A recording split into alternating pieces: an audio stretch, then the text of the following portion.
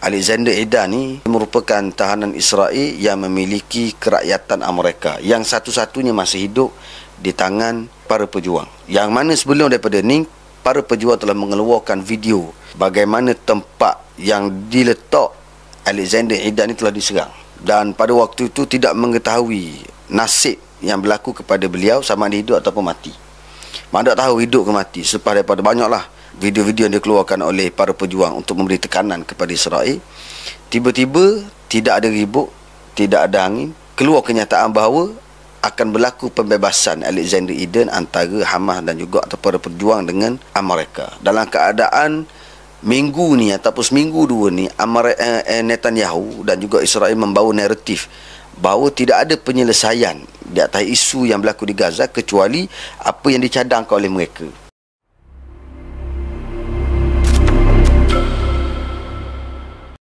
Assalamualaikum warahmatullahi wabarakatuh. Bertemu kembali kita dalam episod yang ke-45 Ulas Sebentar bersama dengan saya Abdul Rahman bin Cik Mat, Muhammad Mahyudin bin Muhammad Yusof.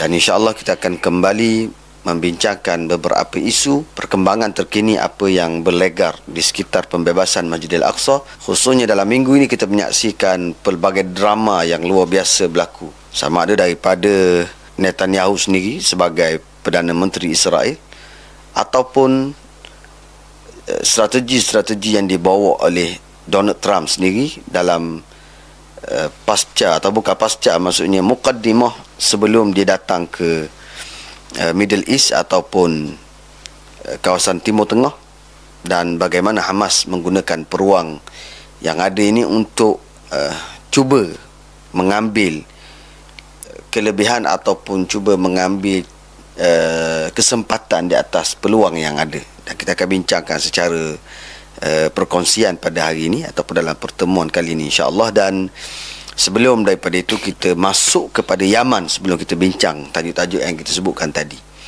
Kita tahu Yaman telah membuat gencatan senjata dengan Amerika, dan dalam perkongsian yang lepas kita telah sebut beberapa perkara berkaitan dengan gencatan senjata ini. Tapi secara yakin pada hari ini kita dapat mengatakan bahawa gencatan antara Yaman dengan Amerika memang hanyalah gencatan Yaman dengan Amerika sahaja. Untuk pemahaman yang lebih mudah adalah Yaman menyerang Amerika disebabkan oleh kerana Amerika dan juga Britain pada waktu itu telah menyerang negara Yaman, bukan kerana sokongan daripada Amerika kepada Israel. Maksudnya ada dua sudut pandang yang kita kena faham. Ada orang faham bahawa Yaman menyerang kapal perang Amerika ini disebabkan oleh kerana kapal Amerika menyokong Israel di atas isu serangan ke atas Gaza dan sebagainya lah. Tetapi sebenarnya yang berlakunya adalah Yaman menyerang kapal perang Amerika dan juga Britain setelah menyekat apa yang dilakukan oleh Yaman dengan sekatan Laut Merah ke atas kapal Israel, dan Yaman tak menyekat kapal daripada Amerika dan juga Britain kerana Amerika dan Britain menyerang Yaman. Jadi gencatan senjata yang berlaku sekarang adalah Yaman tidak akan menyerang kapal-kapal dari kepentingan Amerika, dan Amerika tidak akan menyerang Yaman. Tetapi antara Yaman dengan Israel tidak ada persebaran bentuk gencatan senjata. Maksudnya Yaman masih bebas menyerang Israel, dan Yaman pun terus melancarkan serangan kepada Israel sehingga sekarang.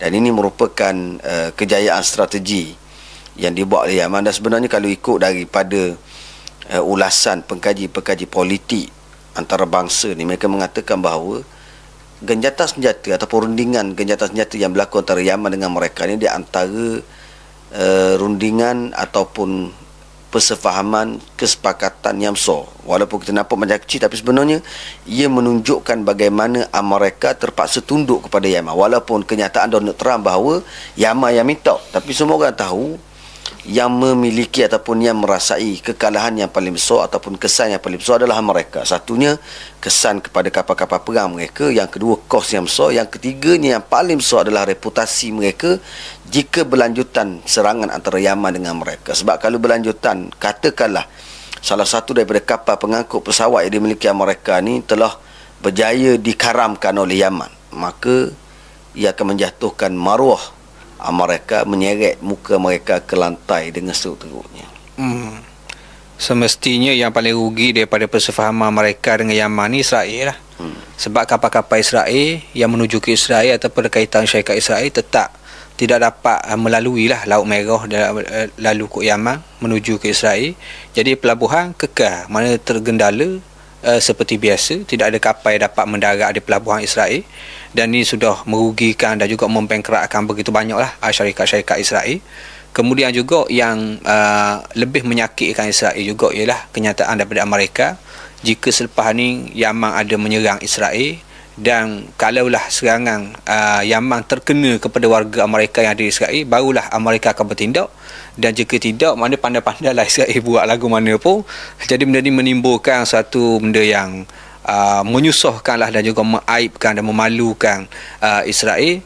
Walau bagaimanapun, seperti biasa, Netanyahu ni dia terkenal dengan seorang yang pakar helah, licik dan tipu daya.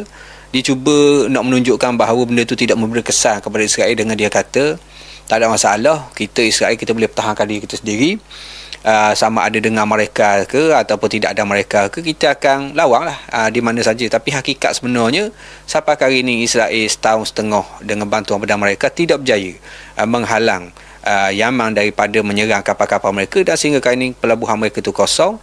Jadi ayat ni lebih kepada sekadar nak menjaga air muka saja, tapi sebenarnya kesan dia itu lebih daripada jelas, mana dirasai oleh orang Israel dan juga seluruh dunia. Maknanya kesimpulannya Amerika dan juga Israel gagal untuk menghalang serangan Yaman ke atas Israel. Dan sekarang ni kita pun tahu sudah seminggu lebih kurang, maknanya Yaman ni dia telah mengenakan sekatan baru pula, iaitu sekatan udara.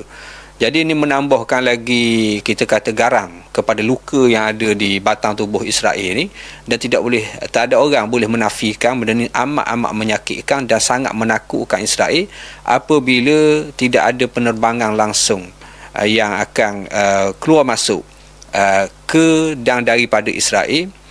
Setelah daripada Yaman mengisytiharkan mereka mengenakan kepungan ke atas laut, sekarang ni kepungan ke atas udara pula, sekatan. Jadi apa yang dilakukan oleh mereka baru ni bukan setakat gagal menghalang serangan di Laut Merah, bahkan menambahkan lagi sekatan Yaman ke atas Israel di udara pula. Dan antara yang menarik, satu ulasan daripada Nasir Kindil, seorang penalisis politik antarabangsa daripada Lebanon, disebut dia kata dari satu sudut kita melihat bahawa benda ni berlaku antara Amerika dengan Yaman, tapi sebenarnya ada makna yang tersirat dan ada rundingan yang tersirat ataupun isyarat yang tersirat. Baru sekarang ni adalah Amerika memang telah buat gencatan senjata dengan Yaman, dan antara makna yang tersirat adalah Ansarullah ataupun Yaman ini mereka merupakan ejen kepada Iran. Nak ke mana pun mereka ni ejen kepada Iran. Kemungkinan ada mafhum ataupun maksud yang tersirat bahawa termasuklah serangan ke atas Yaman bererti juga serangan ke atas Iran.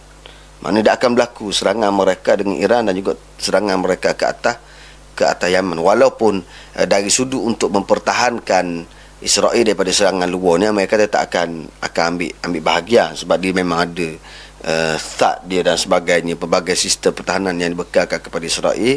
Tetapi ia juga memberi isyarat bahawa Amerika juga akan kendor, bahasa lainnya kendorlah dengan Iran bila mana mereka buat gencatan senjata dengan Yaman. Kerana kalau serang Iran dan sebagainya, dan Yaman ni sebahagian daripada Iran, kalau mengikut pendapat dia lah, walaupun kita ketahui Yaman memiliki dalam masa yang sama, kita ketahui bahawa Yaman memiliki qara dia sendiri, keputusan yang dia buat tidak berkait dengan Iran, tapi disebabkan oleh kerana kaitan yang ada. Dan ni merupakan tafsiran tersirat yang cuba dibawa oleh beliau lah. Tapi kalau kita tengok balik, menarik juga, sebab memang sekarang ni Amerika dengan Iran pun memang kendor jauh lah dengan rundingan dan sebagainya. Dan Oman yang menjadi tuan rumah telah berjaya lah setakat ni, bukan saja dengan Iran dan dengan Yaman dan Amerika. Dan ini satu perkara yang menarik yang kita boleh tengok lah perkembangan di Yaman. Dan kita boleh tengok sekarang ni pun orang Yaman boleh cakap sedap lah ni.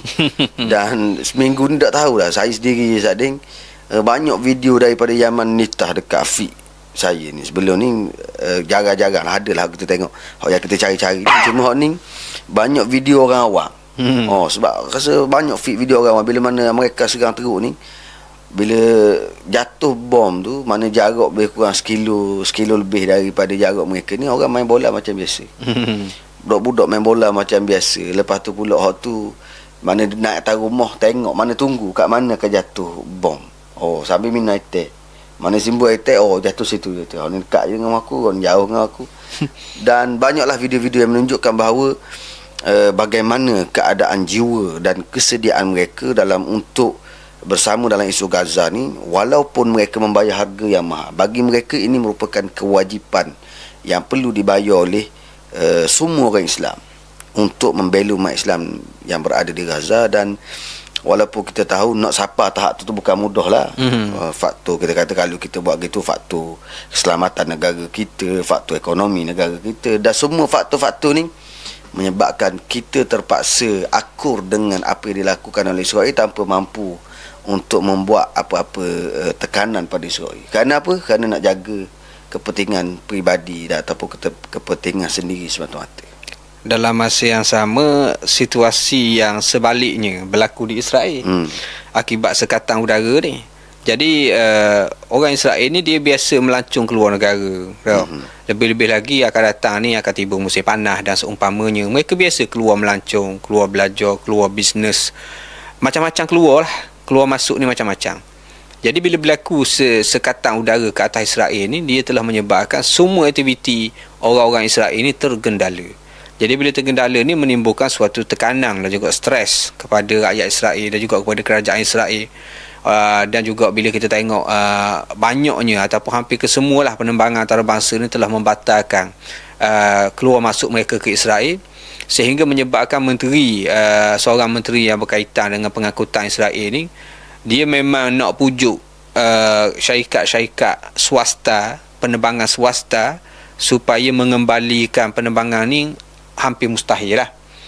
Jadi dia pergi kepada syarikat penerbangan kerajaan. Antara yang dituju antaranya katanya lah kerajaan India.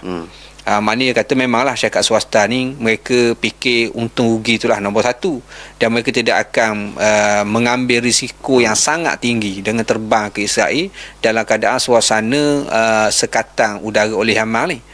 Jadi dia minta jasa baik kerajaan India antaranya, dan mungkin ada beberapa buah kerajaan lagi, dia minta supaya syarikat penerbangan kerajaan ni teruskan keluar masuk ke Israel. Tapi katanya ditolak juga, sebab iyalah tak padang, langsung tidak padang lah dengan kerugian risiko nak dibandingkan dengan keuntungan amat-amat tidak padang. Jadi oleh kerana itu, jika perkara ni berterusan, dia boleh kita kata menimbulkan suatu tekanan yang amat berat di dalam Israel, dan benda ni juga akan membawa kepada kita kata Netanyahu dan kerajaan dia ni berada dalam keadaan yang terkepit dan tersepit lah, bagaimana nak keluar daripada masalah ni.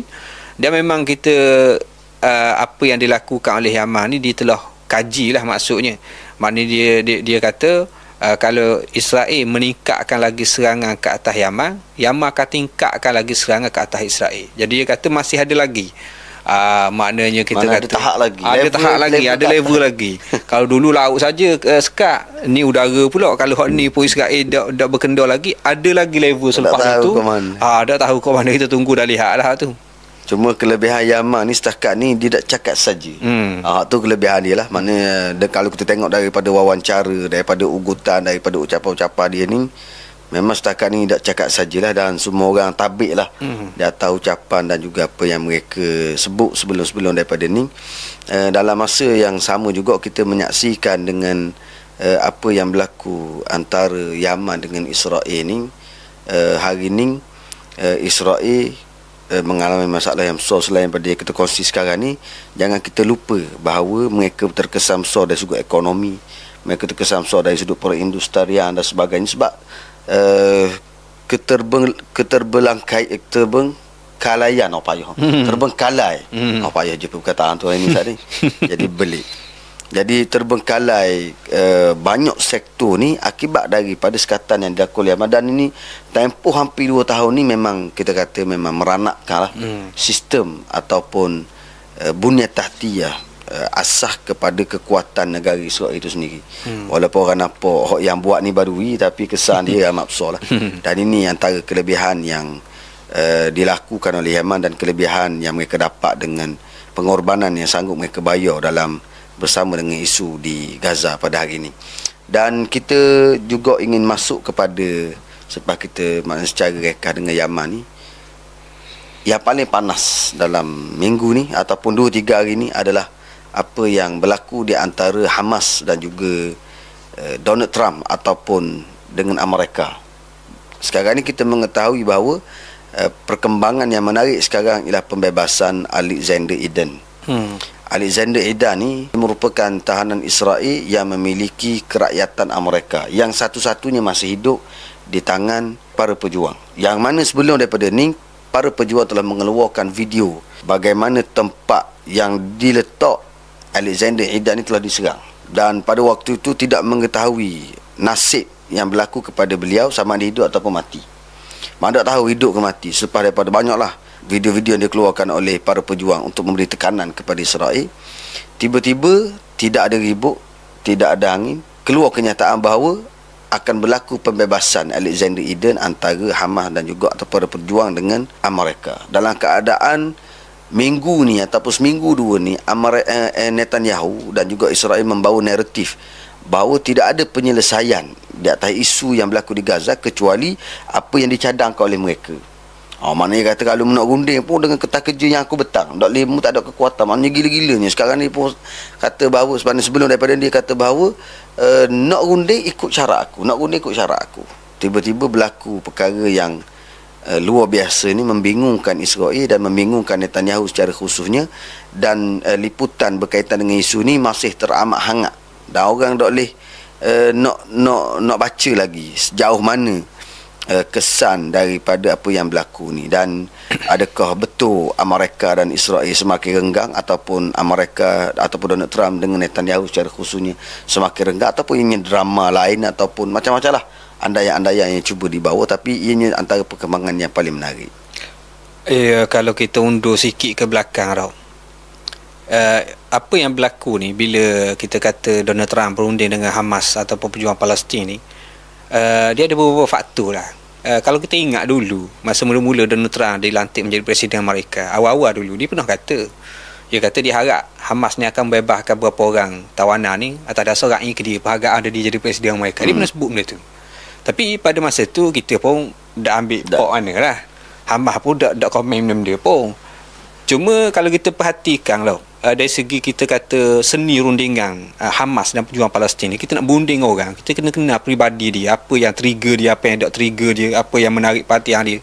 Sebagai contoh kita kata, kita baca cerita pembukaan Mekah, bila Nabi buka negeri Mekah, cerita pasal Abu Sufyan. Masa Abu Sufyan belum masuk Islam lah, akhirnya dia masuk Islam. Cuma orang mari jumpa dengan Nabi, orang kata, ya Rasulullah, Abu Sufyan ni orang yang suka kepada makapa. Dia suka kepada benda yang orang pujian, orang menghargai dia, letak dia kedudukan yang tinggi. Jadi berilah sesuatu kepada Abu Sufyan ni supaya dia rasa sedap hati dia tu. Jadi Donald Trump ni pergi pasal lagu tu juga. Dia suka gitu. Maknanya aku presiden mereka, mu kena raih ke aku. Mu kena raih ke aku. Jadi mungkin awal dulu kita tak perasan sangat benda gini, tapi akhirnya mungkin Hamas dan pejuang ni nampak benda ni juga adalah suatu benda yang boleh kita ambil peluang di situ. Jadi sebab tu kita kata benda ni bukan kerana satu-satunya sebab lah benda ni, tapi maksudnya antara seni untuk kita mendapatkan suatu laba dan juga keuntungan politik ni.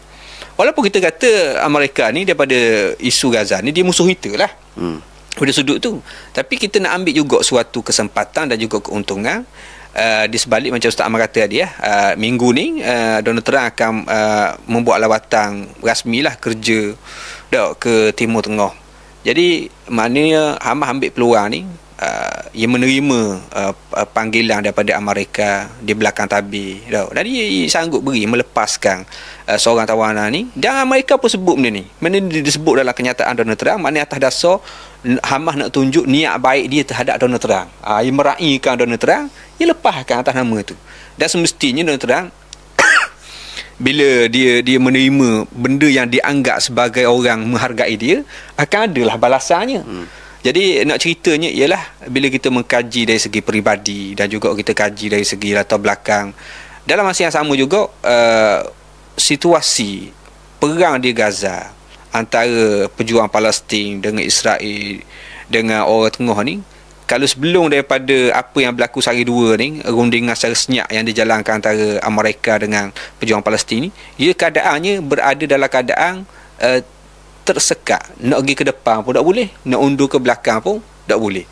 Jadi keadaan yang sebegitu tidak ada orang untung. Yang untungnya Netanyahu je lah, sebab dia nak kekal jadi Perdana Menteri Israel. Jadi orang Gaza pun tidak untung, Amerika pun tidak untung. Jadi mesti kena dipecahkan keadaan yang kita kata lekat di tengah tu. Jadi sebab tu kalau tengok Amerika pun dia menghubungi, bukan kata secara langsung, maknanya secara pakai orang tengah lah, bukan maknanya wakil Amerika bertemu secara direct dengan wakil daripada Hamas, tapi melalui orang tengah lah. Tapi maknanya benda tu berjalan, katanya dalam masa 2-3 hari gitu, 3 hari, akhirnya mencapai kepada suatu persetujuan dan juga persefahaman. Hamas dan juga Palestin akan melepaskan dan telah melepaskan seorang tentera Israel warga mereka. Jadi benda ni kita kata telah memecahkan satu kebuntuan, situasi yang kita kata tidak bergerak, rundingan antara Hamas dengan Israel, orang tengah, kota Mesir, benda ni. Jadi Amerika yang tolong membuka ke situasi yang kita kata tidak bergerak ni lah. Jadi bila berlaku gitu, maknanya ada suatu kita kata suatu harapan lah. Sebab tu kalau tengok macam ulasan daripada Wa'il Awad je pun, dia kata dia tidak mahu meletakkan harapan yang terlalu tinggi, yang tidak realistik. Tapi dalam masa sama juga dia kata keadaan yang berlaku sekarang ni bukanlah satu petanda yang tidak baik. Kita taklah mengharapkan benda yang terlalu besar, tapi dalam masa yang sama juga dia kata benda ni bukanlah satu yang buruk. Benda ni bukan satu yang buruk. Maknanya benda ni ke arah yang lebih baik. Permulaan ke arah yang lebih baik lah. Sebab maknanya Amerika cuba untuk memecahkan situasi yang tidak bergerak ni. Jadi kita ada suatu langkah ke hadapan. Jadi maknanya kita mengharapkan yang lebih baik lah selepas daripada ni. Cuma hak ni di antara kelebihan yang dimiliki oleh Donald Trump. Tak tahu nak baca kelebihan ataupun keburukan. Sebab benda yang sama juga dibuat isu tarif sebelum daripada ni. Maksudnya luar kotak sungguh lah Donald Trump ni, cara dia termasuklah tim yang dimiliki oleh Donald Trump ni. Tapi dalam makluman yang tersebar pada hari ni, memang mereka buat rundingan secara rahsia. Maksud rahsia ni ialah tidak ada pihak yang luar tahu dan tidak ada kebocoran maklumat. Sebab biasa berlaku sebelum daripada ni, banyak sahaja nama rundingan ataupun pertemuan bocor maklumat, lepas tu diserang balik, ataupun Netanyahu secara khususnya dia guna cara untuk tackle balik supaya tak jadi dan sebagainya. Tapi ni secara senyap, tidak timbul, tiba-tiba tubik kenyataan rasmi bahawa akan dibebaskan Alexander Edan dan sebagainya, dan mengejutkan semua pihak. Tapi ia merupakan salah satu daripada bentuk kejayaan yang besar yang dimiliki oleh Amerika lah, daripada sudut apa yang dia nak bawa. Dan khususnya memang bagaimana Ustaz Din sebut tadi, lebih kepada nak sebut goh dia bahawa aku nak mari ke Timur Tengah ni, pencapaian yang depan mata mesti nampak. Satu. Dan ini satu perkara yang menarik yang berlaku. Cuma berlaku perbezaan dari sudut penyerahan tawanan yang berlaku sebelum daripada ni. Apa yang berlaku pertukaran tawanan ataupun penyerahan tawanan ni dengan pelbagai perayaan, sambutan, dengan banner, dengan media penuh dan sebagainya. Tapi ini berlaku secara senyap.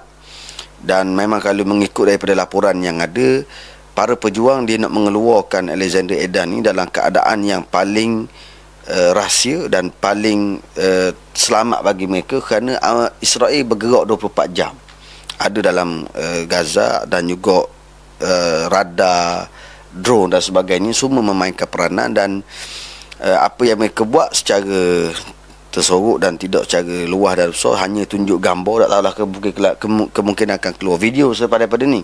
Tapi setakat ni hanya dengan gambar.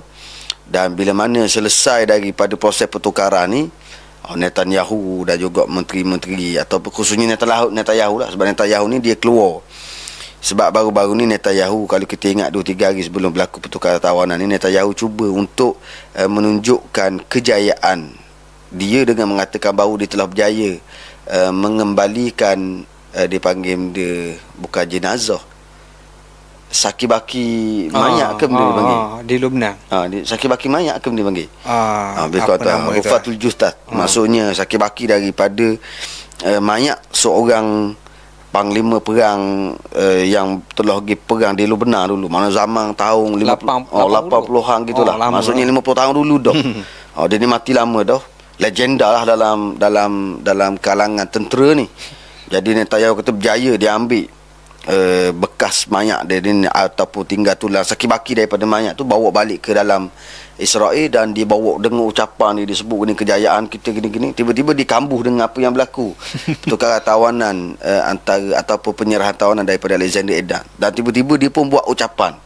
Dia kata bahawa berlakunya penyerahan tawanan ni sebab daripada usaha dia juga. Maksudnya mereka melalui cara politik, kami melalui tekanan ketenteraan. Maksudnya sebab bukan faktor mereka saja, tapi kedua-dua faktor ni memainkan peranan. Maksudnya kami berjaya menekan, mereka berjaya menekan. Dan dia kata bahawa sekarang ni seolah-olah kita dapat keuntungan yang besar lah.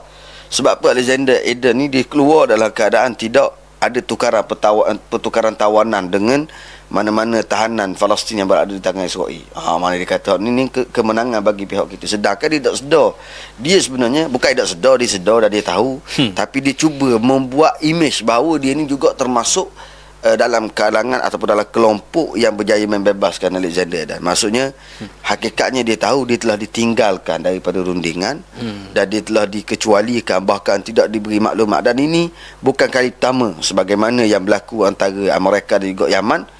Ini juga tamparan beberapa kali tapar dah ni daripada Donald Trump kepada Netanyahu bahawa ditinggalkan dalam banyak isu, kerana Donald Trump memang nak bawa visi dan misi dia, dan bukan sekadar kepentingan Israel, dan juga Trump ni ada kepentingan yang lebih besar dengan negara-negara Arab yang berhampiran.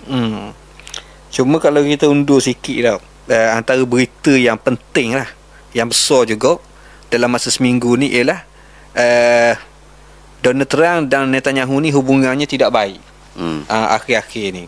Sebab katanya Donald Trump ni dia telah menutup telefon, tidak mahu berhubung dan menerima panggilan daripada Netanyahu dalam masa lebih kurang seminggu baru ni. Katanya sebab kalau kita sebut istilah kita ni, Netanyahu telah melipat Donald Trump lah. Dia cuba mempengaruhi Menteri Pertahanan Amerika ni dalam isu Israel nak menyerang Iran. Sebelum daripada ni dia tak berunding direct dengan Netanyahu, dengan Donald Trump. Dia cuba mempengaruhi Menteri Pertahanan tu, katanya telah ditukar tau. Jadi Donald Trump ni bila dengar maknanya Netanyahu ni cuba berunding dengan orang bawah dia, bukan dia, maknanya lipat dia lah, mengatasi jalan belakang dia. Kok jalan belakang. Jadi Netanyahu macam kita kata macam Abu Sufyan Ali, tak boleh gitu. Jangan buat gitu tau. Jangan mengetepikan dia bos, dia kepala. Apa-apa dia kena tahu. Tiba-tiba Netanyahu cuba main kat belakang. Jadi Donald Trump ni memang dia marah lah. Akhirnya menteri tu pun tukar, Netanyahu pun dia tak akal. Jadi kerak terus. Katanya begitu setakat ni. Jadi tapi walaupun begitu, Netanyahu dia cuba menggambarkan bahawa seolah-olah tidak ada apa-apa masalah antara dia dengan Donald Trump. Dia kata hubungan dia macam biasa. Beberapa hari sekali dia akan call Donald Trump. Dan juga tapi walaupun Netanyahu cuba nak memberikan gambaran yang sebaliknya, semua yang berlaku di alam nyata ni menunjukkan betul lah dia ada masalah dengan Donald Trump. Sebab tu bila Donald Trump berunding dengan Yaman, Donald Trump berunding dengan Hamas, dia pun tak tahu, Netanyahu pun tak tahu. Maknanya gosip yang mengatakan ada masalah hubungan antara Netanyahu dengan Donald Trump ni adalah betul. Dan benda ni bukan kata kita orang Islam, orang Arab, bukan. Pembangkang di Israel sendiri pun kata, dan juga termasuklah orang yang pernah dipecat oleh Netanyahu sendiri pun kata, hubungan Amerika dengan Israel sekarang berada pada tahap yang paling rendah. Tapi bukanlah bermaksudnya kita nak bergantung kepada benda tu. Cuma kita nak cerita situasi yang ada sekarang ni.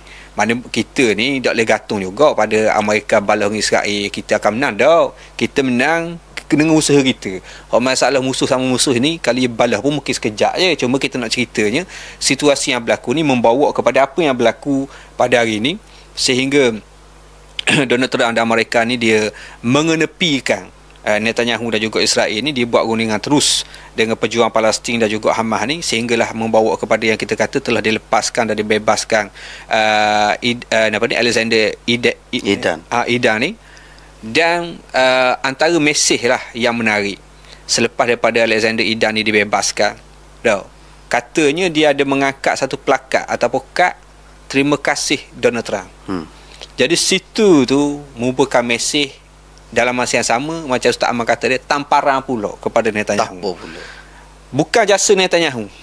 Netanyahu tak payah nak keling lah, kata kerana usaha dia ke, tekanan dari segi ketenteraan kata Hamas ke, tak payah. Sekarang ni dia direct terima kasih kepada Donald Trump. Ni adalah usaha Donald Trump. Donald Trump yang akan dapat kredit daripada benda ni, bukan Netanyahu. Kemudian bila berlaku gitu, apa kesannya juga ialah ahli keluarga tawanan perang ni sangat marah. Mengapa Alexander Idan ni dibebaskan ialah kerana dia pegang pasport Amerika.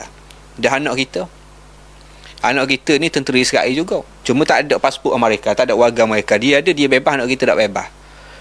Donald Trump berusaha untuk membebaskan rakyat dia, walaupun dia tahu ni orang Yahudi, tapi ada pasport Amerika, dia bebaskan. Netanyahu tak tolong orang Yahudi, orang Amerika yang tolong orang Yahudi. Jadi mana Netanyahu tak ada. Sehingga ada orang kata, tak apalah kalau lepas daripada ni, kalau mana-mana anak-anak orang Israel nak masuk tentera, masuk askar, dia kena ambil dua. Ambil Amerika satu, Israel satu. Tak cukup mu jadi warga Israel, mu masuk tentera, itu bahaya. Kalau jadi apa-apa susah. Jadi sebab tu ada, kalau dulu pun kita pernah sebut dah dulu lah, lama dah dalam podcast kita ni, memang ada usaha daripada keluarga tawanan ni, ketika anak-anak mereka ni berada dalam tawanan sekarang ni dengan Hamas, dengan pejuang Palestin ni, mereka ada usaha untuk mendapatkan kewarganegaraan kedua untuk anak-anak mereka yang sedang berada dalam tawanan, supaya negara yang kedua ni pula yang akan berunding dengan Hamas atau pejuang Palestin, dia boleh bawa keluar anak mereka. Dan ada seorang tu daripada keluarga tawanan yang masih belum dibebaskan, dia kata kalau bila tengok pembebasan Alexander Idan ni, dia kata kalau anak aku mati dan Netanyahu dak tolong bebaskan dia selepas dia ni, aku akan buru Netanyahu sampai ke akhir hayat dia.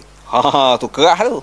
Maknanya dia kata semua yang berlaku ni, kalau anak aku mati salah Netanyahu lah. Dan aku akan buru Netanyahu, kata. Siapa dia mati. Jadi maknanya situasi yang berlaku ni, kita kata memberi kelebihan yang besar kepada pejuang Palestin, Hamas, dan memberikan tamparan yang besar lah. Maknanya kita kata sya'biyah, sokongan rakyat amat-amat teruk lah kepada Netanyahu sekarang ni. Dan mungkin Ustaz Aman boleh cerita berapa peratus? Itu 20% lebih yang beri sokongan pada Netanyahu. Dan baru ni pun, bukan baru ni lah, bila keluar kenyataan, tapi dia nak lari. Netanyahu ni memang disokong oleh kumpulan ekstremis. Antara yang gila, bahasa kalau Terengganu tu panggil ngoyang lah. Yang gila ngoyang ni adalah Ben Gvir. Bila mana berlaku gini, dia kata kau ni lah waktu yang sesuai untuk kita hancurkan Gaza, ambil tanah Gaza. Tak kira tak peduli dah apa yang berlaku. Mana nak kira jadi kau ekstrim, dan juga mana kata tidak ada pertimbangan yang waras. Dan bagi dia memang untuk mendapatkan kehancuran Gaza lah, semata-mata nak dapatkan tanah. Tapi antara perkara yang menjadi persoalan antara pertukaran yang berlaku ini, sebenarnya apa yang Hamas dapat atau para pejuang dapat. Sebab dia bebas ni memang kita nampak dengan cara seolah percuma lah. Cuma dan hanya dengan janji daripada Amerika nak beri sesuatu. Dan kita tahu memang para pejuang dia menuntut yang pertamanya berhenti perang. Yang keduanya masuk masuknya bantuan kemanusiaan. Dan mereka bersedia untuk memberi ruang kepada kerajaan yang baru, untuk membentuk kerajaan yang baru di dalam Palestin dan sebagainya. Tapi adakah perkara yang ingin dicapai oleh para pejuang ini akan dapat dengan pertukaran ataupun dengan penyerahan Alexander Idan? Dan hal ni kita belum mendapat apa-apa jawapan lah. Maksudnya sebab kok mana pun ia akan berkait dengan Israel. Nak dapat gencatan senjata, nak dapat peti perang dan sebagainya, ini akan berkait dengan Israel. Cumanya setengah daripada penalisis ambil dari sudut baik, ada setengah penalisis mengambilnya sebagai satu sudut yang buruk lah. Maksudnya sepatutnya kita boleh tekan lebih teruk, contohnya dia kata dan sebagainya. Tapi saya rasa ni di antara seni yang sebagaimana Ustaz Din sebut tadi, yang cuba untuk digunakan oleh para pejuang. Maksudnya dengan keadaan diri individu dan sifat yang ada pada Donald Trump ni, kemungkinan mereka akan mendapat banyak kelebihan dan simpati. Dan kita tahu sekarang ni pun memang mereka telah buat pengumuman besar-besaran mereka akan masukkan bantuan dan sebagainya. Tapi isunya adalah benda ni kait dengan Israel. Sejauh mana mereka mampu untuk menekan Israel, dan sejauh mana mereka mampu untuk menepati janji yang telah diberikan kepada para pejuang. Dan sehingga sekarang ni tidak ada detail lah apa yang dipersetujui antara dua belah pihak. Cuma yang ada dalam media ni, setakat yang ada pada hari ni, cuma kita tak mempunyai detail apa yang sebenarnya sedang berlaku. Yalah, maknanya situasi yang ada pada hari ini sudah tentulah pejuang-pejuang Palestin ni keutamaan dia adalah kepentingan rakyat Gaza dan juga perjuangan mereka lah. Akan ada sesuatu, dan kalau mengikut daripada janji Amerika sendiri dan juga orang tengah Mesir, kota semuanya, memang akan ada sesuatu benda yang akan berlaku lah. Termasuklah juga Steve Witkoff sendiri, mana wakil Amerika ke Timur Tengah, dia pun kata mana akan berlaku suatu perubahan atau akan berlaku suatu perjanjian yang besar lah. Dan Donald Trump dia tidak akan balik lah, maknanya ke Amerika dalam seminggu lawatan dia ke Timur Tengah ataupun khususnya negara-negara Teluk Saudi dan seumpamanya. Dia akan mengumumkan benda yang besar-besar lah. Selain dia style dia dah, dia mesti kena ada benda besar-besar lah. Benda kecil-kecil tak wadang tau. Sebab dia pun dia ni dilihat orang yang mempunyai pencapaian yang besar, sama ada dari segi ekonomi ke ketenteraan ke apa benda ke.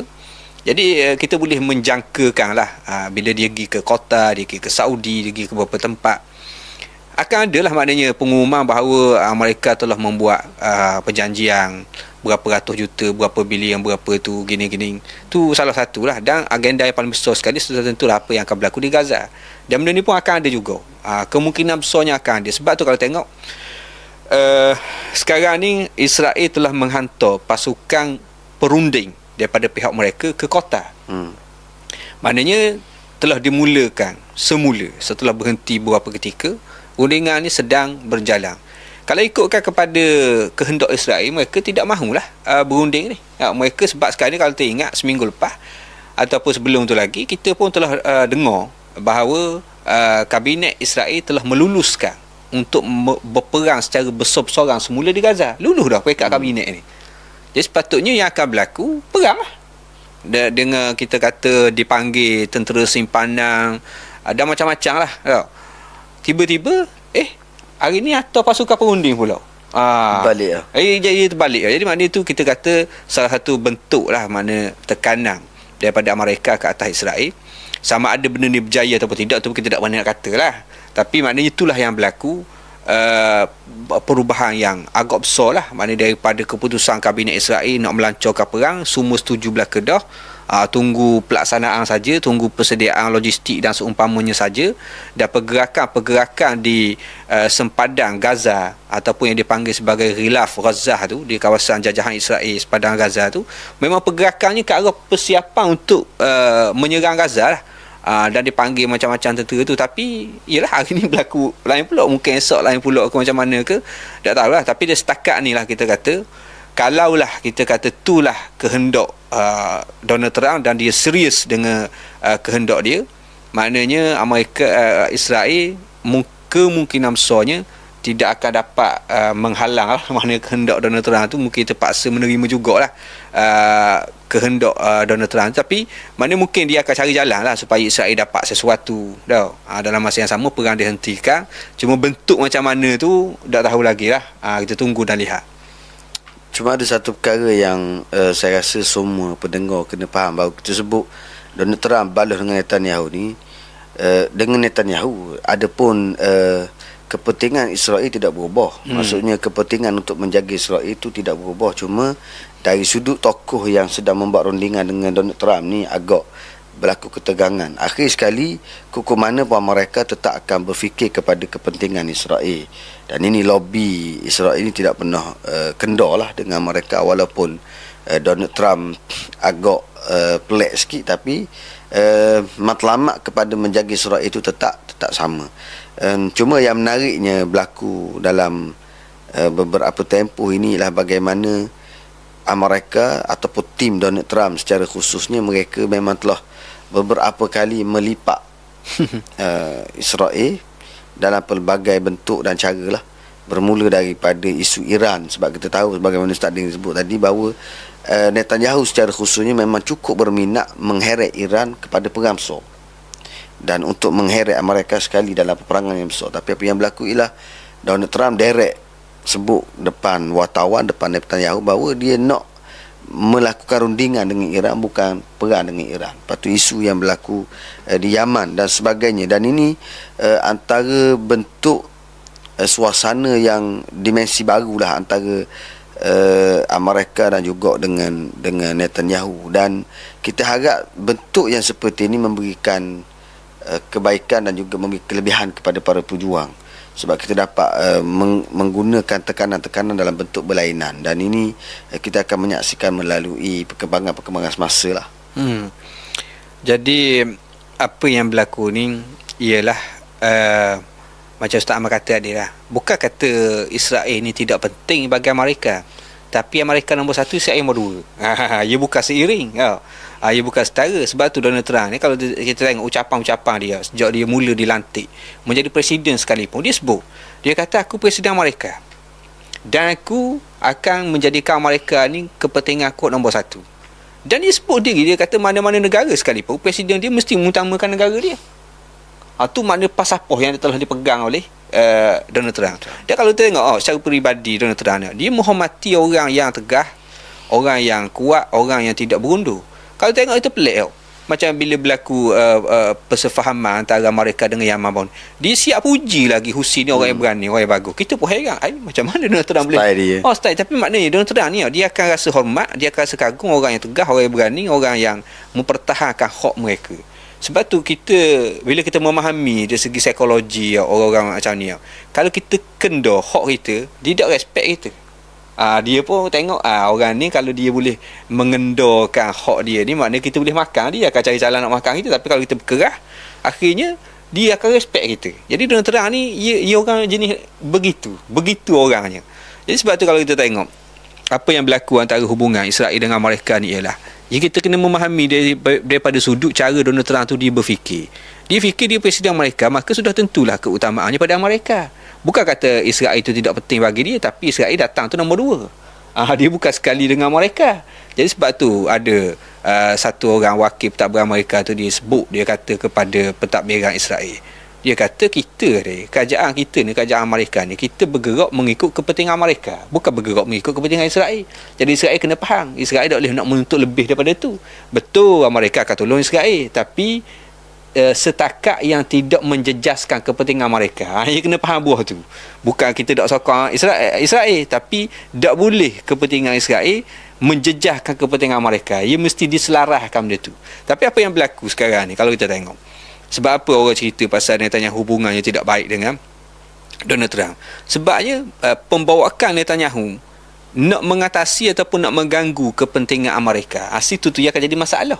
Jadi sepatutnya agenda ataupun pembawaan Netanyahu ni, betul lah ia kena perjuangkan Israel, tapi tak boleh sehingga bercanggah dengan kepentingan Amerika. Ataupun sebenarnya semua orang sudah tahu. Lepas tu kalau tengok contoh kita kata mana-mana penganalisis politik ke, tak payah cerita penganalisis, cerita orang biasa je. Orang biasa bila tengok apa yang berlaku di Israel, Amerika, Palestin, orang yang ada sedikit kewarasan pun dia tahu apa yang berlaku di Israel ni bukan kerana kepentingan Israel, tapi kerana kepentingan Netanyahu.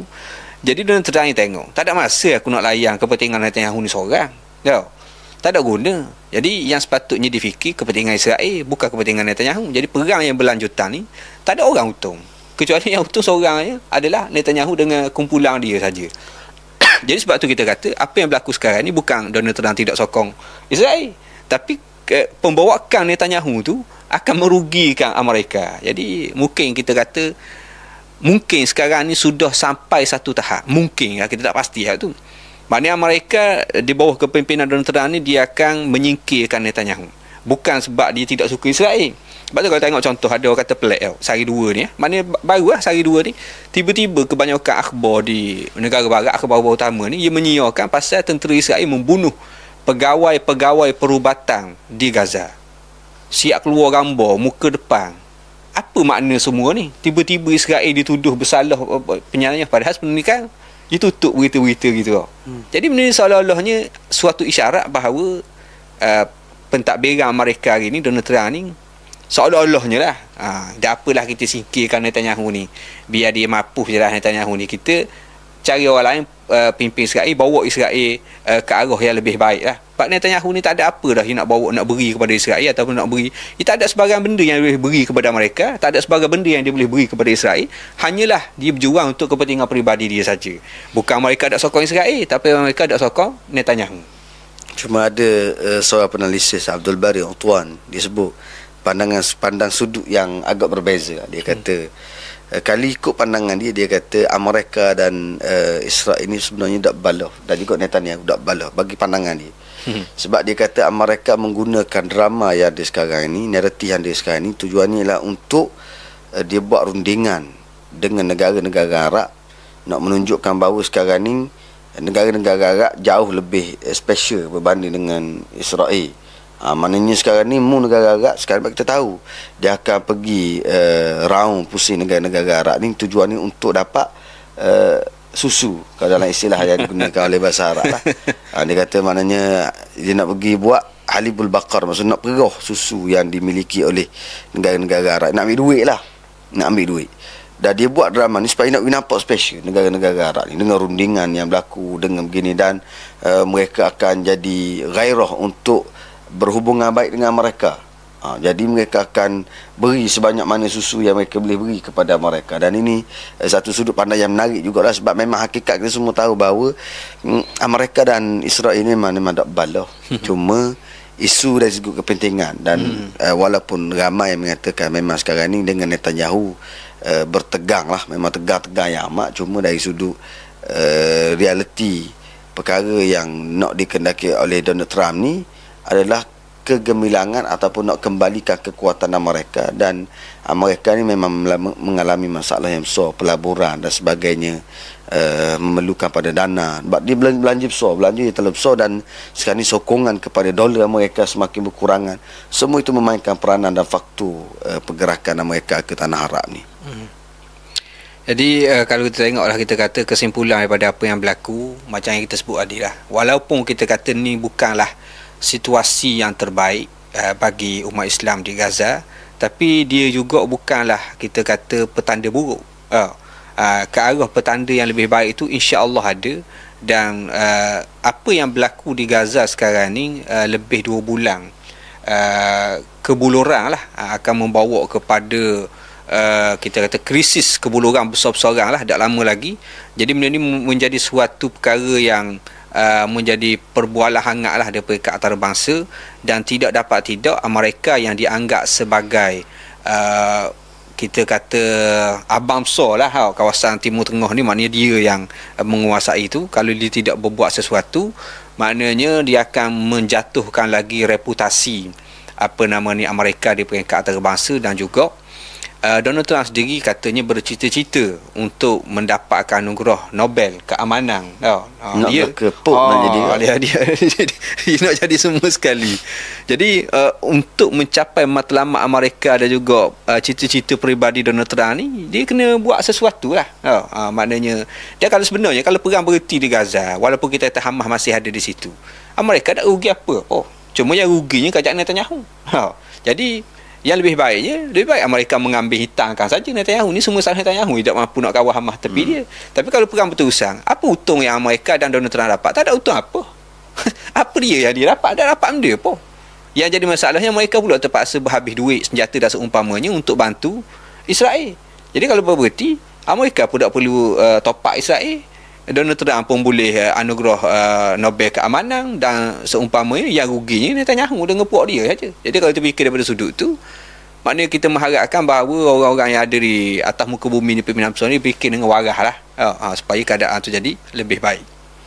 Dan menariklah masa dari sudut pandang saat memang Donald Trump ni berminat untuk mengumpulkan trofi kejayaan dia, mana nak buat list kejayaan dia. Dan memang walaupun kadang-kadang kita tengok kelakar tapi hakikatnya dia, walaupun dia lontarkan benda yang kadang pelik, tapi dia berusaha kat arah tu yang dahsyat sikit Donald Trump ni. Maksudnya pemikiran luar kotak dia akan cuba terapkan benda tu biar jadi. Ni yang orang takut gerung sikit ni. Tapi ni antara perkembangan-perkembangan yang akan berlaku. Tapi kita tahu dalam negara, luar negara, suasana di Amerika ataupun Israel ini akan memberikan peranan atau memberi kesan kepada perkembangan yang berlaku di Gaza. Kok mana pun akhir sekali kita kena ingat apa yang berlaku di Gaza sekarang ni pun. Walaupun kita cerita tentang Donald Trump, Netanyahu dan sebagainya, tapi yang mengalami kemusnahan yang teramat besar dan dengan isu kebuluran yang lebih daripada 500,000 juta yang mengalami kebuluran yang amat teruk sekarang ni, memerlukan kepada perhatian bagi semua. Dan malangnya daripada semua situasi yang berlaku ni, tidak ada satu pun negara umat Islam yang mampu untuk bersaing dalam untuk menekan Israel ataupun Amerika bagi memberikan bantuan ataupun menghentikan peperangan ke dalam Gaza.